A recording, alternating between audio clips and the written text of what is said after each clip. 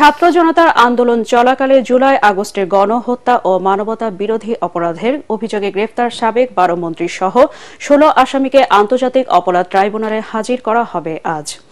এই ১৬ জনের মধ্যে ৯ মন্ত্রী ও প্রতিমন্ত্রী সহ ১৩ জনকে গত ১৮ নভেম্বর ট্রাইব্যুনালে হাজির করা হয়। প্রসিকিউশনের আবেদন মঞ্জুর করে ওই দিন ১৩ জনকে কারাগারে পাঠান চেয়ারম্যান বিচারপতি গোলাম মর্তুজা মজুমদারের নেতৃত্বে ৩ সদস্যের আন্তর্জাতিক অপরাধ ট্রাইব্যুনাল।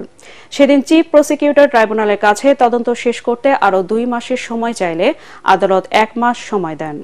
সে অনুযায়ী আসামিদের বিষয়ে তদন্তে অগ্রগতি প্রতিবেদন দাখিলের দিন আজ। আদালতের নির্দেশে গত ১৮ নভেম্বর ট্রাইব্যুনালে হাজির করা হয় বিগত আওয়ামী লীগ সরকারের ৭ জন মন্ত্রী আনিসুল হক, ফারুক খান, দীপু মনি, রাশেদ খান মেনন, হাসানুল হক ইনু, শাহজাহান খান ও গোলাম দস্তগীর গাজী।